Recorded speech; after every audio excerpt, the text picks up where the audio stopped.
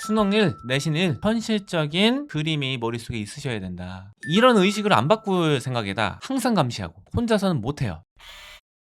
교육 불평등을 만드는 정보 비대칭 부숴버리겠습니다. 남기정입니다. 백식입니다. 오늘은 미취학부터 고등학교 때까지 실용영어와 입시영어를 둘 다 잡는 로드맵에 대해서 말씀을 드릴 겁니다. 저희가 제시하는 이 방법을 다 잘 소화를 하게 되면은 영어, 수능과 내신 1등급이 나오고요. 의사소통이 원어민급까지는 아니지라도 내가 생각하는 거를 상대방한테 전달할 수 있을 정도까지는 될 수 있다. 이렇게 말씀을 드립니다.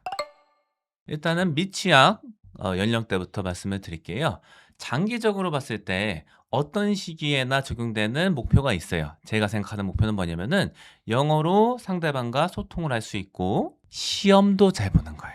영어로 내 감정이랑 지식을 기를 수 있고 영어, 내신, 수능도 잘 보게 되는 게 궁극적인 목표다. 이 미취학 시기 때 특히나 중점적으로 제가 강조하는 부분은 뭐냐면은 영어 자체에 익숙해지기예요. 그래서 영어를 생활의 일부분으로 만든다 하는 것이 이 미취학 연령대의 가장 중요한 부분이다. 영어가 익숙해지려면 영어에 대한 긍정적인 마음이 있어야지 그것이 원동력이 돼서 나중에 뭐 초등학교 들어가고 나중에 중학생이 돼도 공부할 힘이 생긴다. 그래서 이 시기에는 영어에 대한 긍정적인 마음을 키우는 것을 중요시 저도 생각을 합니다. 이 미취학 연령대에 제시하는 방법은 영어를 사용하는 환경에서 놀기입니다. 가장 좋은 건 뭐냐면은 1옵션은 부모님이 영어를 구사할 수가 있어갖고 영어로 같이 생활을 하면은 가장 좋다. 이거보다 더 좋은 거를 찾기가 힘들다. 그 다음으로 좋은 건 뭐냐? 영어를 구사하는 아이들과 함께 놀기입니다. 그래서 생활을 같이 하는 거예요. 영어로. 이러다 보면 스멀스멀 들어옵니다. 배우려고 안 해도 놀면서 스멀스멀 들어와요. 그래서 뭐, 야, 우리 저기 그네 타자. 그네가 뭐냐? 이렇게 말할 때도 이제 다 그냥 스윙이라고 할 거잖아요. 네. 그 플레이그라운드에서 놀이터에서 놀 때도 그냥 놀면서 그냥 아 이런 게 그렇게 불리는구나 이렇게 익히는 거예요. 이게 가장 좋다. 이렇게 말씀을 드리는데 대부분의 가정에서는 이걸 하기가 힘들다. 그래서 차선책으로 할 수 있는 건 뭐냐면은 영어 책을 읽으면서 노는 거죠. 이때 중요한 건 뭐냐면은 우리가 흔히 말하는 국어책에 있듯이 딱딱한 식으로 그냥 글자만 읽잖아요. 요거는 안 돼요. 이거를 교감을 한다는 식으로 해서 책을 읽는 게 읽어주는 게 중요하다. 이게 굉장히 미묘한 포인트인데 이 효과는 하늘과 땅 차이다. 그냥 말 그대로 글자만 읽으려고 하잖아요. 이거는 효과가 아예 없진 않은데 굉장히 제한적이다. 아이들이 관심을 보이는 거는 주변인들과의 교감이에요. 소통이에요. 그렇기 때문에 내가 이 아이랑 이거를 책에 매개를 해서 놀고 있다. 소통하고 있다. 이런 인식을 주는 식으로 책을 읽어주셔야 된다. 그래서 그냥 음원 틀어주는 것보다 육성으로 읽어주는 게 발음이 원어민스럽지 않은 발음이라고 할지라도 더 좋다고 말씀드리는 이유가 이거예요. 아이 입장에서. 내가 한 부분이라는 느낌이 있어야 되는데 그걸 하기에는 육성으로 약간은 표정 짓고 여기 찍어가면서 약간 몸도 이렇게 써가면서 톤도 조절해가면서 읽는 게 더 좋다 말씀을 드리는 겁니다. 그리고 병행해 주실 수 있는 건 뭐냐면은 영어 영상 같은 거를 접하게 해주시면 좋은데 이게 아이가 직관적으로 봐서 어휘를 습득하게 되는 그 영상 콘텐츠들이 있거든요. 대표적인 게 그 Super Simple Songs 이런 건데 기초 단어들 있잖아요. 이거를 직관적으로 습득할 수 있게 만든 영상이에요. 그래서 이제 노래 이런 거예요. I see something red, red. 빨간색이 촥 나와요. 네. 이런 식으로 그냥 노래가 좋아요. 찰져요. 저도 네. 이제 지금 이제 이 즉흥적으로 말씀드리는 건데 머리에 있거든요. 네. 이 아이들도 이거를 흥얼흥얼 따라 하더라고요. 이런 거 들으면은. 근데 이제 보면은 화면이랑 같이 나오니까 네. 이런 식으로 하기 때문에 부모님이 영어를 잘 못하셔도 이런 영상 같은 거 이제 뭐 하루에 30분 이하 뭐 이 정도 이런 식으로 하면은 아이들이 좀 배우면서 놀 수가 있다. 이 시기 때 뭐 또 도움이 되는 건 뭐냐면은 영어 같은 거 노래 같은 거 많이 들려주고 유동 같은 거 같이 해보면 좋아요. 우리 그 이거 있잖아요. 한국어 노래 머리 어깨 무릎 발 무릎 발 요거를 영어 버전으로 네. 해주면서 같이 이게 head shoulders, knees and toes, knees, toes 이런 거 있잖아요. 네. 요거 해주면은 이 뭐 딱히 외우려고 안 해도 애들이 노래가 좋아요. 확 꽂혀요. 그러면서 이제 하나씩 스몰 표현도 익히고 노는 거거든요, 이게. 네. 이런 식으로 영어를 익힐 수 있어 괜찮은 방법들이다. 쓰기 같은 경우는 좀 조심히 하는 게 좋을 것 같아요. 그래서 뭐 알파벳 쓰고 간단한 단어 쓰기 정도. 근데 저는 요거는 한 번 할 때마다 10분 미만으로. 대부분의 아이들은 10분 미만으로. 5분, 10분 이렇게 간단히. 그래서 너무 많이 길게 하면 거부감이 들고 만약에 5분, 10분도 잘 안 하려고 한다. 그러면 요거는 초등학교 저학년 때 가서 해도 된다. 이거를 이때 해야 된다. 이렇게 하지 마시고 저 중요한 거는 영어에 대한 따뜻한 마음이니까 이건 나중에 해도 된다. 그렇게 생각해요. 영어에 익숙해지는 게 목표라고 하셨는데 그랬을 때 이거를 해주기 위해서 영어 유치원을 보내는 건 어떻게 생각하세요? 영어 유치원이라는 데가 대부분을 살펴보면은 학습식으로 돼 있어요. 교재가 있어요. 미국 교과서 같은 걸 쓰는 데가 많거든요. 그리고 문제집, 리딩 문제집을 푸는 데가 많아요. 단어 암기도 같이 시키거든요. 요거는 사실은 영어를 갖고 노는 부분이 있기는 한데 공부, 학습하는 부분의 비중이 너무 크다. 이거를 잘 소화하는 애들은 있거든요. 크게 스트레스 안 받고 한 10% 혹은 그거보다 이하에 해당하는 아이들은 많이 배우면서 즐기면서 다니는 애들이 있어요. 네. 그런 애들은 하면 괜찮은데 그게 아닌 애들이 상당히 많거든요. 그러면은 우리가 통계적으로 건전한 방법을 쓰는 게 우리 아이가 어떨지 모르잖아요. 해본 적이 없기 때문에. 이게 이제 학습 방법을 권할 때 중요한 건데 권할 만한 옵션은 아니다. 학습 비중이 너무 높기 때문에.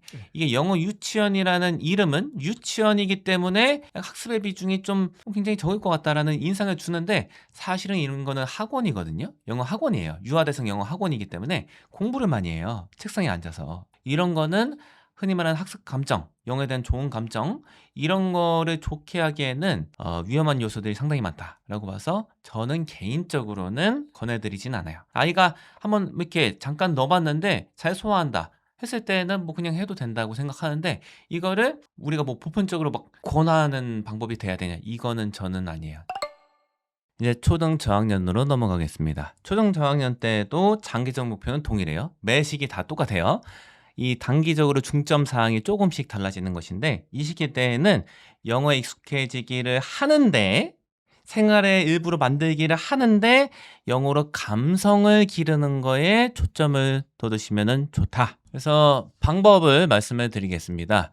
초등학교 1학년이다 하면 일단은 파닉스라는 거를 해요. 파닉스라는 걸 할 때 파닉스 책을 쓸 수가 있어요. 책은 굉장히 다양한 시리즈가 많이 존재합니다. 근데 이제 제가 알고 있고 여태까지 봐온 거는 파닉스 책 뭐 6권짜리가 한 풀세트인 거를 봐도 그런 거 다 읽고 풀어도 이 파닉스 완성이 되지는 않아요. 그래서 제가 권해드리는 거는 파닉스 책은 2권만 보면 된다. 2권을 그냥 이게 나와 있는 단어들이 있고 원리 좀 알려주고 좀 실제로 해보게 하는 게 있어요.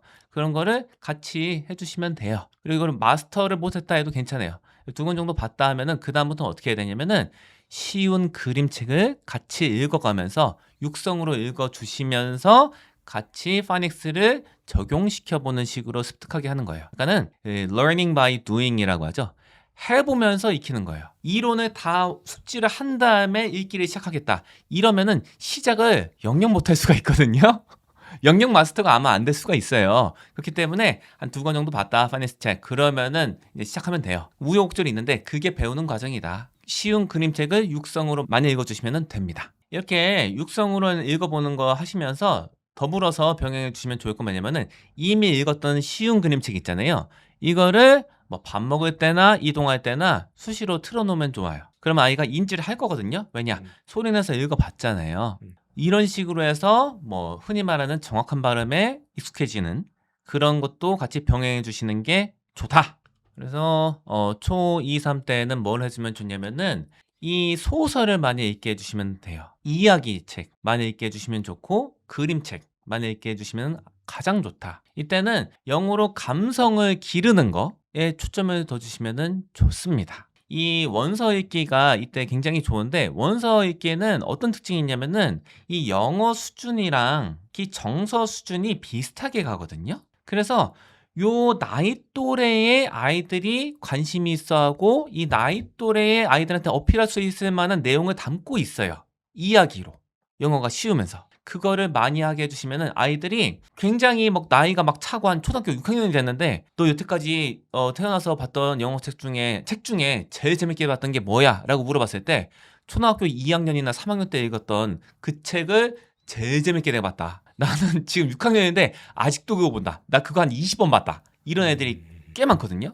잘 되는 케이스 중에 이거를 많이 하게 해주셔야 돼요. 감성이 성장하는 거를 영어 습득이랑 같이 하게 해주시는 게 핵심이다. 굉장히 귀한 경험이다. 이때도 듣는 거는 많이 하게 해주시면 좋고 같이 해주시면 좋은 건 뭐냐면은 이 낭독이라고 하는 거 있죠? 소리 내서 읽어보는 거. 요거를 많이 하게 해주시면 좋아요. 왜 그러냐면은 아이들의 자신감이랑 상당히 연관이 돼 있어요. 그리고 내가 적극적으로 한다는 의식을 좀 길러줄 수가 있거든요, 이게. 그래서 요거를 많이 하게 해주시면은 이 소리랑 글자랑 이 조화롭게 되는 그런 체제가 내면의 자리를 잡을 것이다. 흔히 말하는 청독, 읽으면서 듣는 거 있잖아요. 요것도 많이 해주시면 좋아요, 이 시기 때. 그리고 요게 좀 자리를 잡았다 하면은 묵독 같은 걸로 서서히 넘어가시면 되는데 이때는 어떻게 처음에 해주시면 좋냐면은 문장이 예를 들어서 5단어가 있으면은 앞에 한 3단어 정도 읽어주시고 그 다음에 나머지 2개는 아이가 스스로 읽어보게. He went to school on Friday 하면은 엄마는 아빠는 He went to school까지만 읽고 나머진 뭐야? 한번 읽어봐. 이런 식으로 조금씩 약간은 우리 저기 자전거 탈 때 처음에 3발 자전거 타다가 2발 자전거를 바꿀 때 살살 손 떼잖아요. 이렇게 잡아주는 척 하다가 살살 손 떼는 거. 이런 느낌으로 묵독으로 서서히 넘어가게 해주시면은 괜찮다. 저는 이제 목표가 초등학교 저학년이면은 이제 원서 읽기에 긍정적인 마음을 미취학에는 조금이라도 같이 이제 원서를 부모님 같이 읽어본다든가 아니면은 조금 더 이상적인 경우는 스스로 조금이라도 읽어볼 수 있다. 5분, 10분이라도. 요러면 진짜 좋을 것 같고 초등학교 저학년 때는 원서 읽기를 이제 즐겁게 하고 시간을 많이 투자할 수 있도록 유도하는 것이 집중 목표가 돼야 된다. 저는 여기서 중요하게 생각하는 거는 쉬운 원서를 많이 읽자. 그러니까 책을 읽는다는 것이 자기 삶의 이게 영어책이죠. 원서를 읽는다는 것이 자기 삶의 일부라고 여겨질 수 있도록 하려면 많이 읽는데 어려우면 많이 읽을 수가 없어요. 그래서 오히려 초등학교 저학년 시기에는 난이도를 생각하지 말고 아이가 좋아하는 걸 많이 읽도록 하자. 난이도의 생각은 아예 버리자. 근데 이렇게 접근하는 아이들이 대부분의 경우는 빨리 늘어요. 같은 거를 매번 읽을 수도 있고 쉬운 거를 쭉 그냥 읽다 보면 어느 순간 실력이 확 늘고 오히려 야, 너 이 정도 지금 읽을 수 있으니까 다음 거 읽어야 되고 다음 거 읽어야 되고 이러면 발전이 오히려 나중에 보면 늦어집니다. 왜냐면은 읽을 때마다 집중력이 떨어지니까. 근데 집중력이 높은 책, 자기가 좋아하는 책을 여러 번 읽어도 읽을 때마다 집중력이 좋아서 그만큼 언어 발전이 되거든요. 이렇게 생각을 하고요. 초등학교 저학년이니까 일단은 간단한 쓰기 정도 할 수 있을 것 같습니다. 그래서 일기를 쓰면 좋은데 일기를 처음부터 쓸 수는 없으니까 일생에 관한 뭐 문장 한두 개 정도로 시작해 봐서 나는 뭘 먹었다. 그리고 그거는 뭐 틀리게 써도 처음에는 뭐 지적하지 마시고 오 썼네 이런 식으로 긍정적으로 반응해 주시면 좋을 것 같고 그리고 한 2, 3학년 때 또 시도해 볼 수 있는 거는 자기가 읽은 책 중에 좋아하는 책 중에 뭐 가장 좋아하는 그 문장이라든가 다시 한번 써보고 싶은 문장 한두 개 이런 식으로 해서 이걸 필사라고 하죠. 근데 이건 의미가 있거든요. 아이 입장에서는 책을 다 읽었는데 내가 좋아하는 책이야. 근데 거기서 좋아하는 부분을 다시 한번 써보면서 그 책에 대한 내용도 생각해보고 그 약간 긍정적인 시간을 가질 수 있으니까 그 정도는 쓸 수가 있고. 근데 이거 많이 하면은 아이들 힘들어합니다. 그래서 한두 문장, 뭐 아이가 좋아하면 문장 3-4문장 이런 식으로 그런 거 하나 공책 같은 거 해놓으면 좋습니다. 아이가 좋아하는 부분, 이 책은 이 부분을 좋아했어, 이 문장을 제일 좋아했어. 문장 하나씩만 적어놔도 나중에 딱 보면 아이도 보면 좀 자랑스럽잖아요. 오, 나 이런 책을 읽었고 이런 책을 내가 이런 문장을 골랐네? 이런 식으로. 저는 이때 이 시기 때 또 해주면 좋은 게 초등 저학년 때 말하기 많이 하게 좀 좋다고 생각을 해요. 네. 그래서 아이들이 이제 사실은 많은 경우에는 학원에 가는 게 굉장히 뭐 현실적인 그런 대안이다 이렇게 봐요. 아니면은 화상 영어 정도 하는 네. 게 이게 우리가 영어가 이제 모국어이지 않잖아요. 네. 부모님들이 대체로 그렇기 때문에 뭐 학원 보내시든가 아니면 화상 영어 같은 거 네. 하게 해서 자기가 영어는 수용만 하는 게 아니라 표현을 할 수 있는 언어구나 그렇죠. 라고 경험을 해서 삶의 일부분이라고 체화를 시키게 해주는 것이 중요한 시기다. 이거를 하고 안 하고는 사실은 학습 동기 차원에서도 나중에 굉장히 엄청난 큰 차이를 그 불러일으킨다고 생각하거든요. 네. 이게 내가 약간은 제 공부식으로만 영어를 접근하는 애들은 그냥 학과목, 이거는 저기 과목이 끝나면은 난 배울 필요 없어, 이렇게 느끼는 경우가 굉장히 많아요. 근데 영어는 그게 아니다. 우리 생활의 한 부분이다라는 의식이 있으면은 이거를 수업 시간에 배울 때조차도 아이들이 받아들이는 태도가 다르고 효과가 다르다고 생각해요. 이런 식으로 접근을 할 수 있게 하려면은 영어로 말할 수 있는 기회를 주는 게 맞다. 어학원을 생각했거든요. 이제 어학원은 왜 좋냐면 주로 이머전 교육이라고 해서 그냥 영어를 영어로 한글로 설명하지 않고 그런 식으로 교육하는 게 많고 그림 같은 거 보면서 단어 맞추기 게임이라든가 이런 걸 많이 합니다. 그래서 이런 식으로 이머전 교육 그리고 그런 식으로 접근하는 게 좋을 것 같아요. 제가 이제 관련돼서 뭐 하나 말씀드릴 게 있는데 최근에 아이들한테 영어를 배우는 효과적인 방식이 무엇인지 너희들의 견해를 한번 써봐라고 글쓰기를 하게 제시를 줬어요. 했는데 애들이 썼던 거를 보니까 굉장히 흥미로웠던 것 중에 하나가 뭐냐면은 자기는 뭐 초등학교 저학년 때 그 Seed Off라고 있어요. 작가인데 그 I Can Read 시리즈에 자주 등장하는 작가거든요. 그 사람이 쓴 모든 책을 다 읽었다. 그런데 너무 많이 읽고 너무 많이 들어서 이거를 다 외웠다는 거예요. 그러니까 애초에 접근 자체를 이거 외워야지 이렇게 이거 외울 거야 이렇게 한 게 아니라 너무 많이 읽고 듣고 생각하고 감성을 느끼고 하다 보니까 이거를 다 나중에 외우게 됐다는 거예요. 그 친구 영어를 상당히 잘하거든요. 지금 그 친구가 중3인데 자기의 영어 실력의 근간을 이룬 걸로 그거를 언급하는 거예요. 그쵸. I can read series 뭐 1점대 AR, 그렇죠. 2점대 이런 걸 언급하는 거예요. 근데 여기 충분히 그 윗단계를 읽을 수 있음에도 불구하고 그걸 많이 반복했다는 뜻이 아니에요. 거의 외우다시피 하니까. 네네네. 이게 좋다. 네. 책을 좋아하는 게 보편적인 일일까 이런 생각도 들거든요. 그냥 나가서 노는 걸 좋아하는 아이들도 있을 것 같고 그러다 보면 이제 책을 읽을 때 애가 막 아우 막 몸 베베 꼬면서 읽기 싫다고 이럴 수도 있고 막 이럴 것 같은데 근데 결국에는 이게 책으로 하는 로드맵이기 때문에 조금 어려워하실 수도 있을 것 같은데 이 책을 좀 대체할 만한 뭔가가 있다면 어떤 게 있을까요? 일단은 책을 좋아하는 게 보편적일까에 대해서 언어학자들이 통계를 낸 게 있어요.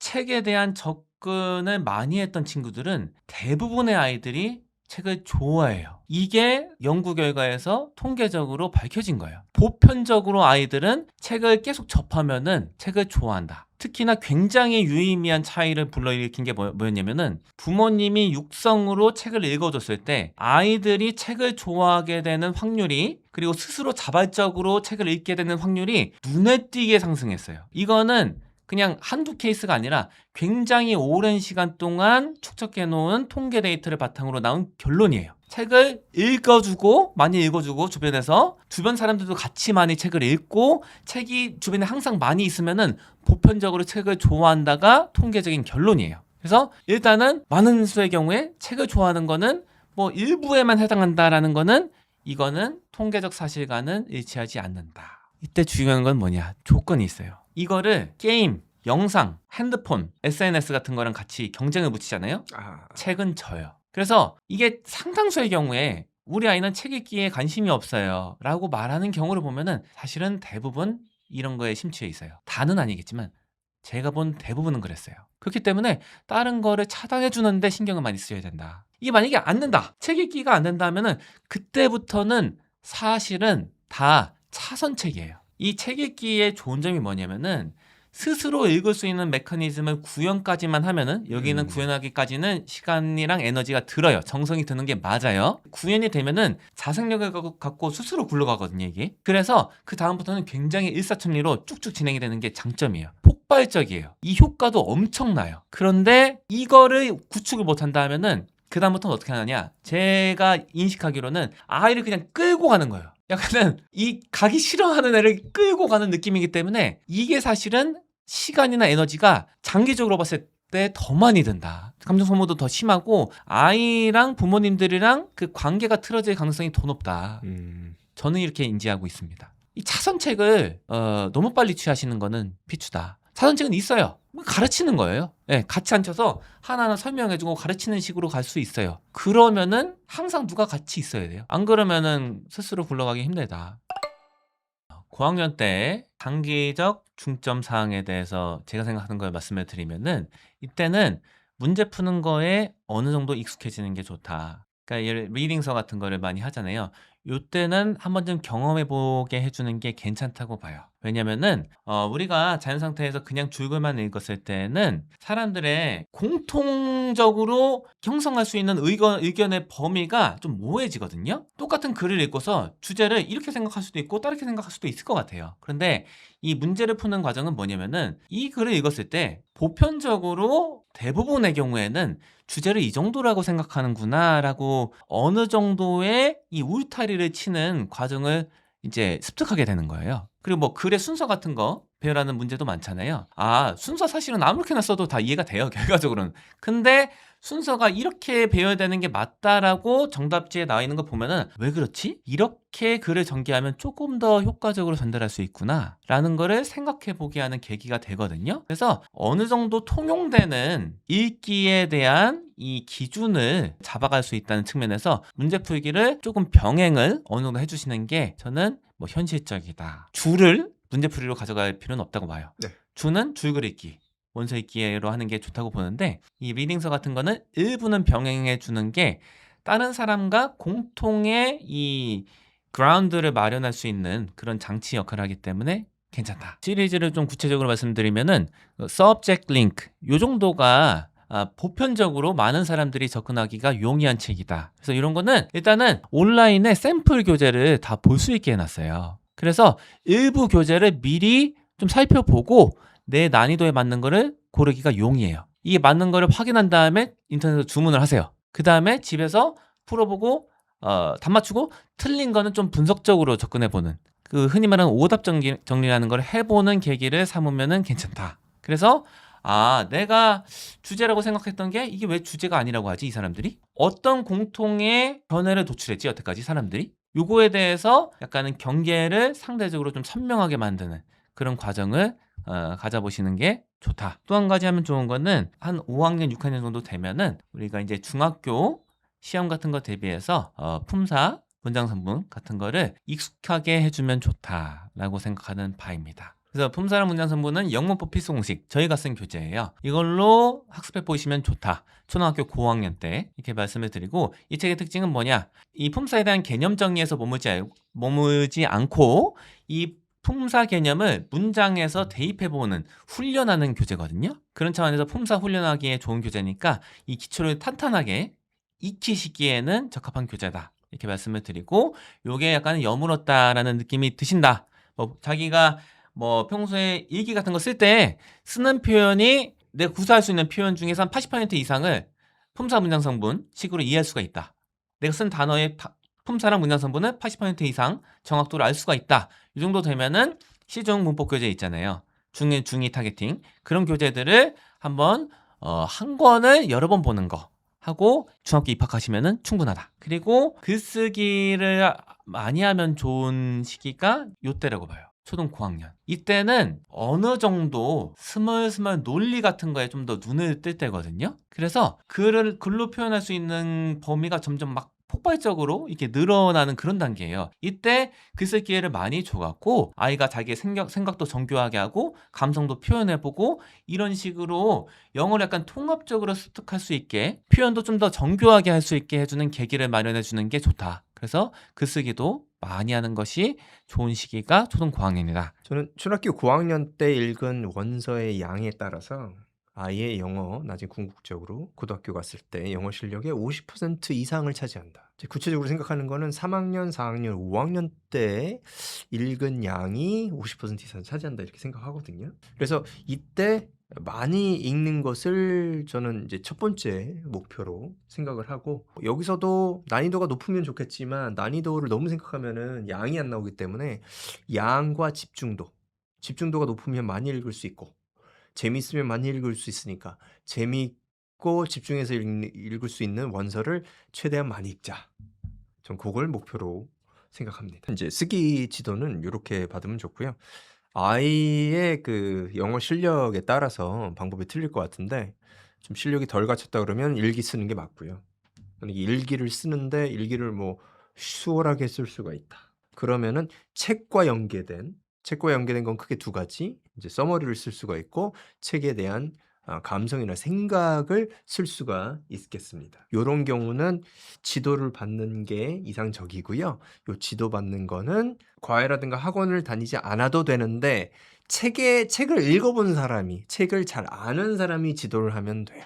책을 잘 안다고 아이의 생각이 이런데 나는 생각이 이렇다, 내 생각이 이렇다, 책의 내용을 얘기해 주는 게 아니라 아이가 쓴 내용을 반응을 해줄 수가 있잖아요. 책의 내용을 알면 그렇게 지도를 받으면 되고, 그래서 책에 대한 내용이라든가 생각을 수월하게 쓸 수 있다. 그러면은 할 수 있는 것이 이제 생각을 키우는 글쓰기, 이제 스스로 생각을 해서 그 자기의 생각을 적어야 되는 그런 글쓰기가 있는데, 이것은 글쓰기 지도 경험이 많으신 분이 하는 게 좋아요.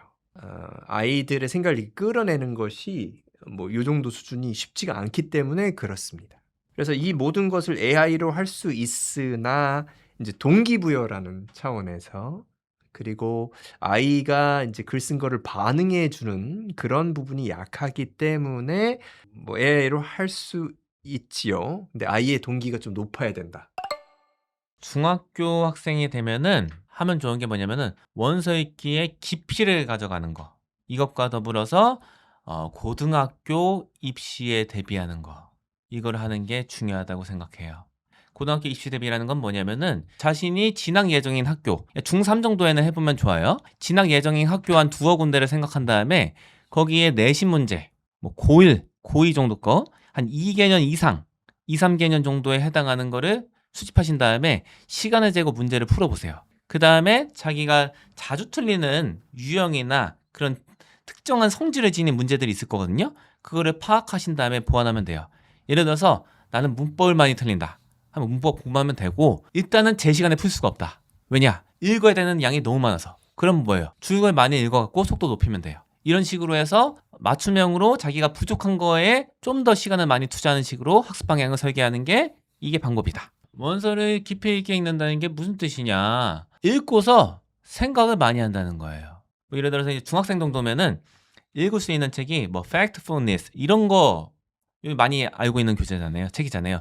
요 정도를 이제 다룰 수가 있거든요. 어느 정도 숙련된 아이들은 거기 소개되는 이론 중에 뭐 다양한 게 많은데, 우리 아니면은 그들 식으로 이분법적으로 생각한다는 게 사람들이 흔히 취하는 이 생각적인 오류라는 거거든요. 이런 게 개념이 소개가 되면은 깊게 읽는다는 건 뭐냐면은 내가 여태까지 살면서 그렇게 생각했던 케이스에 대해서 정리하고 앞으로는 어떻게 하면 이렇게 생각하는 것에서 벗어날 수 있을까에 대해서 글을 써보는 거예요. 읽기랑 쓰기를 연계하면은 이게 깊게 읽기가 된다. 이 경험을 해보는 게 나중에 사실은 어떻게 이게 발현이 되냐면은 고등학교 입시 문제, 그 내신이나 수능에서 뭐 변별력 있는 문제 있잖아요. 이런 것들은 사실은 굉장히 비전형적이에요. 그러니까 우리가 흔히 공식화를 해서 명강사분들이 알려주는 그런 프레임에서 벗어나는 것들이 변별력이 있는 문제라는 거거든요. 그 프레임에 맞는 문제들은 결국에 나중에 가서는 다 비슷하게 되는 경향이 있어요. 왜냐? 전형적인 틀을 계속 이제 훈련을 받았으니까. 근데 나중에 차이가 나는 건 뭐냐면은 굉장히 비전형적인 건데, 이 지식 체제를 좀 깊게 파고들어서 달성해 놓고 표현 같은 것도 한 가지 주제에 대해서 관련된 주제를 다 이게 관련지어서 습득했던 애들은 이 비전형적인 거에 좀 더 그 효과적으로 반응하는 그런 경향이 있거든요. 그래서 입시 측면에서도 이게 중요하고, 입시를 떠나서도 우리 삶을 영어를 통해서 풍족하게 해줄 수 있다는 측면에서 유의미하다. 그래서 원서 읽기의 깊이를 더 가져가고, 그 다음에 고등학교 기출문제 풀어서 부족한 거 인지하고 보완하는 거. 이게 단기적 중점 사항입니다. 이렇게 말씀을 드립니다. 우선 뭐 영역별로 좀 살펴보면은 이제 중학교 때 듣기는 중고등학교 교육청 듣기 평가를 풀어봐요. 그럼 실력이 나옵니다. 그래서 중학교, 고등학교 교육청 듣기 평가를 봤는데 다 마친다. 그러면은 뭐 입시를 위해서는 더 이상 하지 않아도 되고, 가끔씩 자기 실력 확인하는 거, 뭐 한 달에 한 번 아니면 몇 달에 한 번씩 교육청 평가, 뭐 학교에서도 보게 되니까요. 그런 거를 다 맞게 되면 굳이 듣기는 많이 공부할 필요가 없다. 말하기도 비슷합니다. 현재 상황에서 이제 글을 읽고 소리내서 읽을 수 있으면, 그리고 소리내서 읽는 것이 뭐 남들이 들었을 때 어느 정도 알아들을 수 있으면 고등학교, 중학교 수행평가 대부분의 학교에서는 문제가 없거든요.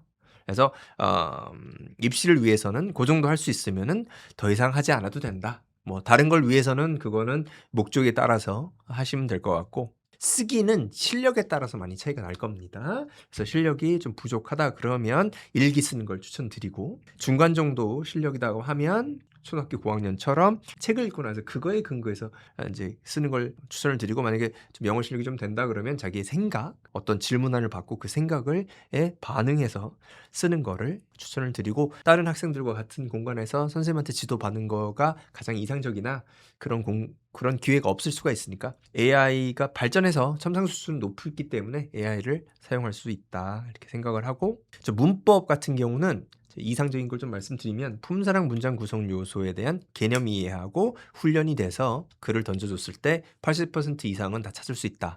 그러면 학교 수업은 다 이해할 수 있는 준비가 됐어요. 미취학부터 초등 저학년, 고학년, 중등까지 이렇게 말씀해 주신 걸 했을 때 중등 내신에서는 A를 받을 수 있는 게 다 갖춰진다고 볼 수 있는 건가요? 네. 갖춰진다 볼 수 있고요. 중등 내신은 일단은 리딩에서는 아이들이 부주의하지 않으면은 원서 읽기를 어렸을 때부터 많이 해왔다. 저희가 제시하는 대로 해왔다 하면은 전혀 문제가 없어요. 네. 왜냐면은 중등 교과서 본문 텍스트의 성질 때문에 그런 건데 이게 중1 교과서 텍스트 난이도를 AR 같은 걸로 이제 측정해 보면은 AR 1이나 2가 나오거든요. 네. 중3 교과서도 AR로 치면은 AR 3이나 4 이 정도 나와요. 그렇기 때문에 저희가 제시한 대로 쭉 원서 같은 거 읽으면은 중학교 시기에 읽기 때문에 발목 잡힐 일은 없다. 이렇게 말씀을 드리고요. 중학교 내신은 사실은 변별력이 있는 부분이 두 개예요. 하나는 문법이고 두 번째는 문법에 맞게 쓰는 글쓰기, 라이팅이거든요. 예. 요거는 문법은 품사랑 문장 성분이 잘 돼 있으면은 중학교 내신은 굉장히 수월해져요. 그리고 글쓰기는 어렸을 때부터 계속 하는 거잖아요. 그래서 문제가 없다.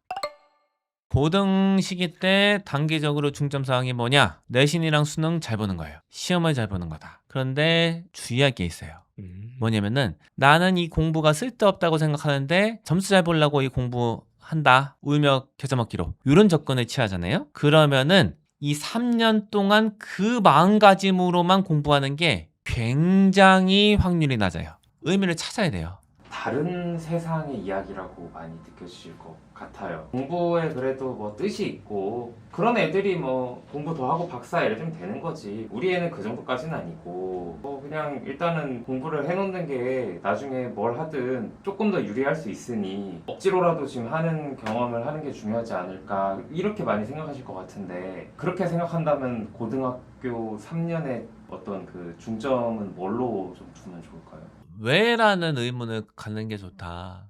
추상적인 말이긴 한데요. 많은 학생들이 이거에 관심이 없다고 해요. 이게 점수랑 직결되지 않는다라는 의식이 있고 당장에 점수에 직결되는 것만 공부해도 난 시간이 부족하다. 이게 다 겹쳐 있거든요. 그래서 어떻게 되냐면은 공부할 때 극도의 스트레스를 받아요. 싫은데 참고 하는 거다. 이렇게 생각을 하기 때문에 실제로 그렇게 느끼기 때문에 공부를 오래 할 수가 없어요. 이런 의식을 안 바꿀 생각이다 하면은 말 그대로 스파르타식으로 배워야 될 것 같아요. 계속 누가 끼고 있고 항상 감시하고 항상 직접적으로 관리하고 안 그러면은 혼자서는 못해요. 이런 학생들은 3년을 버틸 수가 없을 거예요. 그렇게 하는 학생들을 제가 10년 넘게 거의 본 적이 없고 제가 학창시절 때도 거의 본 적이 없어요. 내가 배우고 있는 거의 의미를 이유를 계속 생각해 보는 거랑 이게 어디에 활용되는 거냐 이거를 스스로 찾아보면서 공부하는 게 아닌데 공부를 그냥 하고 싶다 하면은 저는 누가 항상 끼고 있어야 된다. 그게 방법이다. 안 그러면 답이 안 나올 거다. 그러니까 의미를 찾았다라는 게 뭔지 나중에 좋은데 취직하기 위해서 공부해야지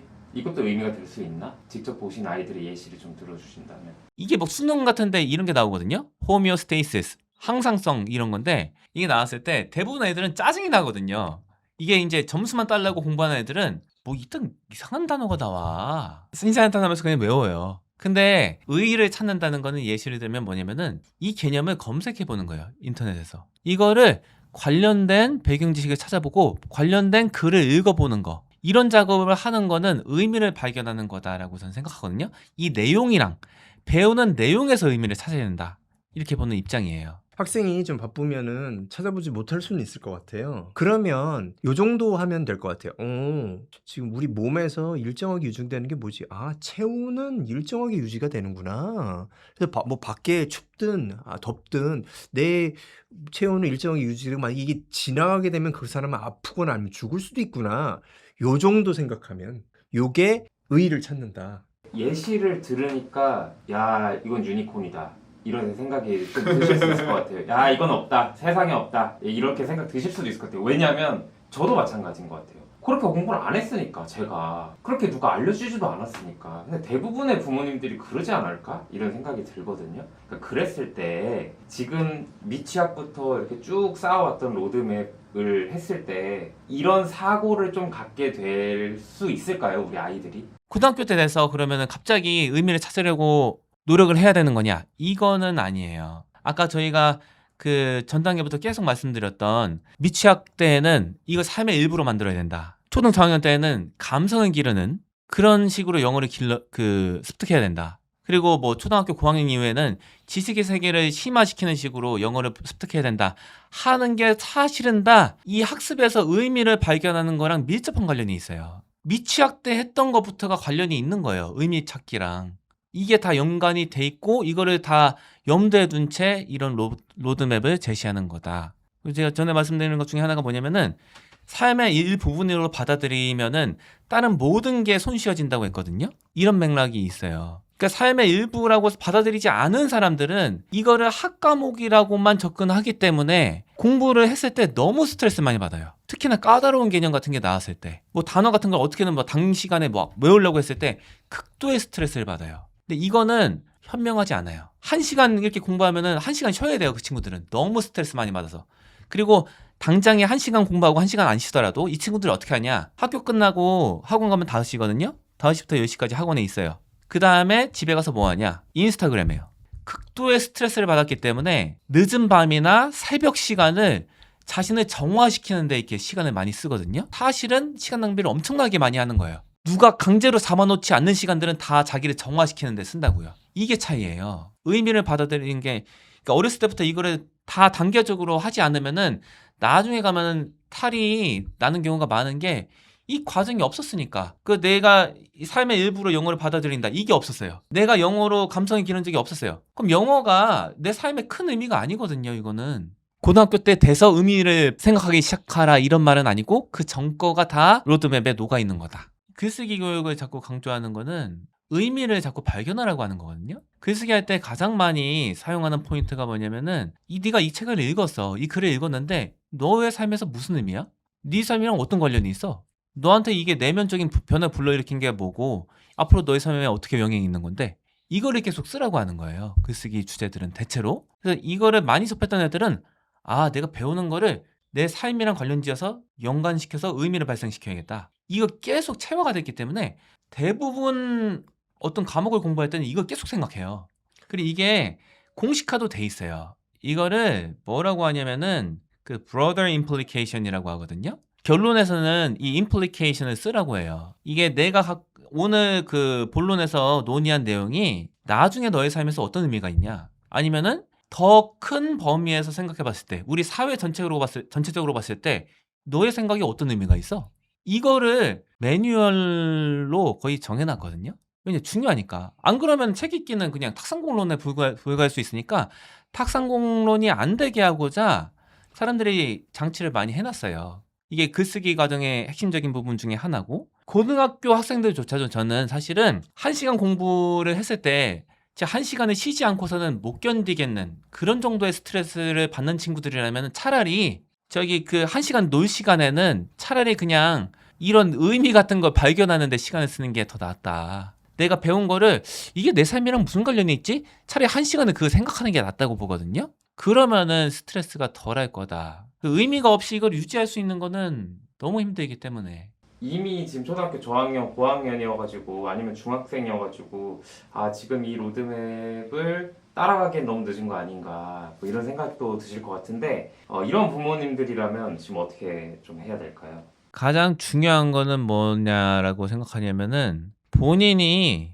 의미를 발견하고 본인이 집중할 수 있는 방식으로 해야 된다 이렇게 보거든요. 사실 뭐 예를 들어서 우리가 소리 체제랑 글자 체제를 조화롭게 만드는 것도 뭐 방법이 다양하다 봐요. 뭐 이렇게 파닉스 책을 볼 수도 있고 나는 너무 늦기 시작했어. 파닉스는 이게 유아용인 것 같아. 다 그림 보면 되게 막 대체로 좀 유치하거든요. 다른 방법을 찾는 경우에 좋다도 만약에 이제 뭐 발음기를 외운 다음에 어휘집을 외워요. 시중 어휘장을 외우는데 거기 발음기가 써 있거든요. 이런 식으로 파닉스 체제를 익힌다고 할지라도 결국에는 이제 만나게 된다 이렇게 보거든요. 근데 이제 도달하게 되는 결론은 뭐냐면은 많이 읽고 생각하고 많이 듣고 생각하고 많이 표현해보고 이거를 안 하면은 이거는 올라갈 수 있는 거에 한계가 있구나라고 느끼게 되거든요. 뭐 어떤 식으로 하든 괜찮아요. 우리가 뭐 제시하는 방법이랑 못 따라 이거 안 따라도 괜찮아요.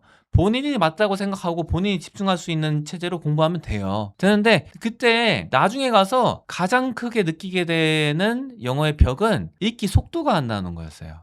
다른 거는 다 비슷하게 돼요. 열심히만 하면은. 이 로드맵이 안 따라도 자기가 맞다고 생각하는 방식으로 열심히 하잖아요. 집중해서. 그러면 잘하게 되더라고요. 그런데 읽기 속도는 원서 읽기를 많이 했던 애들이랑 그렇지 않았던 애들은 차이가 너무 많이 나요. 원서 읽기는 많이 해야 된다. 다른 거는 그냥 본인이 믿는 걸로 해도 괜찮아요. 집중이 하고 지속 가능할 수 있다면, 열심히 할 수 있다면 괜찮은데 이 원서 읽기는 안 하면은 이거는 일정 이상 뚫을 수가 없어요. 학군지 영어 내신 이거는 저는 거의 불가능하다고 봐요. 수능은 되는 애들이 있는데 그 친구들은 사실은 학습력, 흔히 말하는 재능이 좋은 친구들이다. 보편적으로 이 줄글 많이 읽기 안 하고서 현재 수능 영어를 잘 볼 수 있냐, 그런 애들은 굉장히 드물다. 늦게 시작했어도, 중학교 때 시작했어도 줄글 원서 읽기 많이 해야 된다. 그 많은 경우에 이제 실패라고 할 수 있는 요인은 단기간에 그 점수를 생각을 하고 그걸 보고 공부를 하기 때문이라고 저는 봅니다. 그런 걸 많이 보니까. 그래서 만약에 중학생이라고 하면 내신은 이제 기초가 없다, 노베이스라고 하시면은 중학교 내신은 그렇게 많이 생각 안 하시는 게 좋아요. 중학교 내신을 지금 막 공부해 버리면 이 시간이 더 지체가 됩니다. 그 시간에 차라리 중학교 내신은 좀 접어두시고 기초를 쌓을 수 있는 많이 읽고 원서 70% 이상 읽고 이렇게 하는 게 장기적으로는 더 효과가 높고요. 고등학교 올라가면 더 심하죠. 고등학교 내신은 더 어려워지니까 그거를 지금 당장 뭐 만들려고 하다 보면 나중에 궁극적으로 기초 실력이 쌓일 리가 없거든요. 사실 영어만 할 순 없잖아요. 다른 것도 수학도 해야 되고 뭐 국어도 해야 되고 다른 것도 해야 될 게 많은데 지금 얘기를 들으면 아 영어만 할 시간도 부족할 것 같다 막 이렇게 생각 드실 것 같은데 요거에 대해서 어떻게 생각하세요?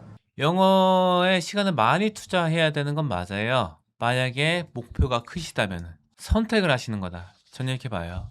많은 분들이 기준이 높으세요. 수능 1, 영어 내신 1 이렇게 받길 원하세요.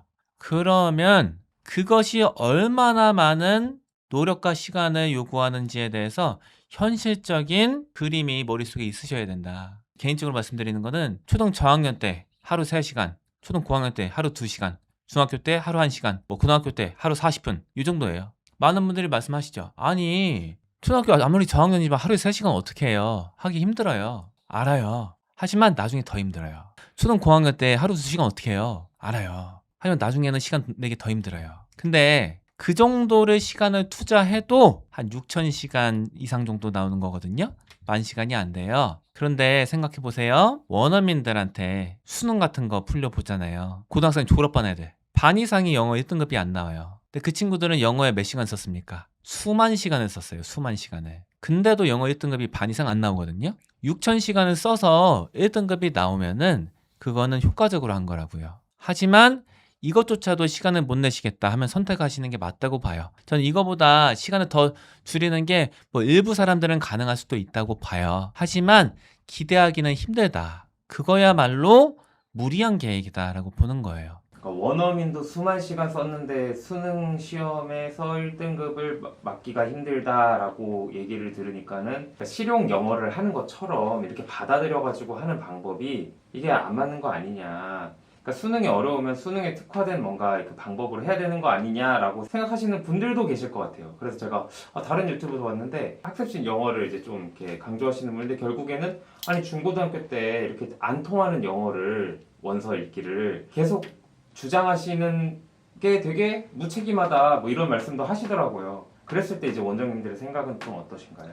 이제 원어민들이 기초적인 언어적인 습득은 굉장히 좋죠. 그런데 수능이라든가 이렇게 고차원적인 지문을 접근해야 되는 거는 다른 한 가지 단계가 더 있는 거예요. 그래서 책을 많이 읽지 않고서 원어민이라고 해도 아무리 말을 잘한다고 해도 수능을 봐가지고 1등급은 절대 나올 수가 없어요. 그것이 차이라고 저는 봅니다. 원어민들 중에 책을 읽었으면 대부분은 잘 봐요. 수능 시험 문제. 뭐 미국 SAT도 만점씩 나오니까. 그럼 그런 아이들 대부분 보면 책을 많이 읽은 아이들이 그렇게 나오는 거고요. 영어를 이제 원서 읽기 중심으로 해서 잘하는 아이들. 그래서 실제로 모의고사가 고등학교 입학하기 전에도 고등학교 모의고사를 보면은 1등급이 나오는 친구들의 대다수는 수능 콘텐츠로 공부를 안 한 친구들이에요. 그런데 수능만 잘 보는 게 난 목표야. 수능 입시 영어가 입시가 중요한 거지 제일. 그래서 입시 영어를 어렸을 때부터 붙들고 있었던 애들 있잖아요. 수능 콘텐츠 중심으로, 수능 문제 중심으로 단어 외우고 이런 애들은 아이러니하게도 그렇게 1등급의 비율이 높지가 않아요.